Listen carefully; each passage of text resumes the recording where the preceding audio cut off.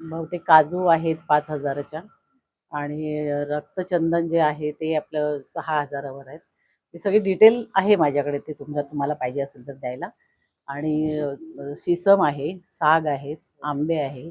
आंबे सगळ्या प्रकारचे आहेत. केसर आंबा आहे, आपला हापूस आंबा आहे, केळी आहेत, सगळं म्हणजे सुपारी, नारळ, जेवढे खाली जिथे पाण्याचा भाग आहे तिथे मी सुपारी, नारळ केलंय. आणि वरच्या बाजूला जास्त करून काजू जास्त आपल्या इकडे लागवड झालेली आहे. एकूण संख्या बहुतेक 60,000पर्यंत आहे सगळ्या एरियामध्ये. सगळ्या प्रकार म्हणजे कापूर आहे त्याच्यामध्ये, अगरवूद आहे, धूप आहे. हे हे म्हणजे वैशिष्ट्यपूर्ण झाडंही आहेत आपल्याकडे.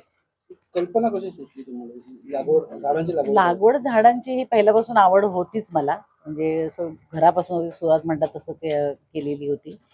जागा असल्यामुळे म्हणजे भरपूर पण घरातला सपोर्ट असल्यामुळे, भाईंचा सपोर्ट असल्यामुळे एवढी मोठी लागवड आम्ही करू शकतो. आता जर बघितलं तर जंगलांची तोड ही मोठ्या प्रमाणात हा, ते जरा फार त्रास होतो. म्हणजे जंगल तोड लोकांनी पण झाडं लावा, जगवा आणि म्हणजे पुढच्या पिढीला आपल्या इथे उपयोग येईल असं आपल्याला करायला पाहिजे. कारण जंगलतोड फार आपल्याकडे होते आहे, ही नाही झाली पाहिजे.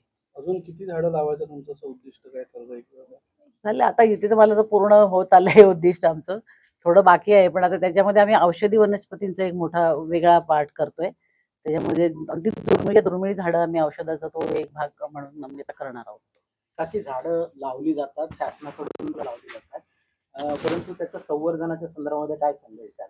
हा, संवर्धन हे आपल्याकडे नाहीच होत आहे झाडांचं. मला वाटतं प्रत्येक कुटुंबाने किंवा प्रत्येक घरातल्या जी माणसं असतात त्यांनी झाडं जे लावताना ती झाडं तुम्ही जगवा. आणि त्या झाडांचं खरोखर जगवलं तर तुमच्या पुढच्या पिढीला ती उपयोगाला येतील. कारण आता वडबीड, आता एवढे आपल्या जे रस्ते बांध तेवढे 500-600 वर्षाचे आपले वडबीड तोडले जातात आहेत.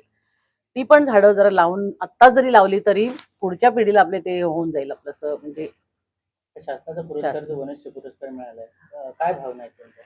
भावना खूपच छान आहे. कारण मला जी आवड आहे त्याच्यामध्येच मला हे मिळाल्यामुळे मला खूप खूप म्हणजे आनंद झालेला आहे. आणि मी शासनाचे पण आभार मानते की मला हे योग्य ते समजल्यामुळे. ताकि यंग जनरेशन पण आता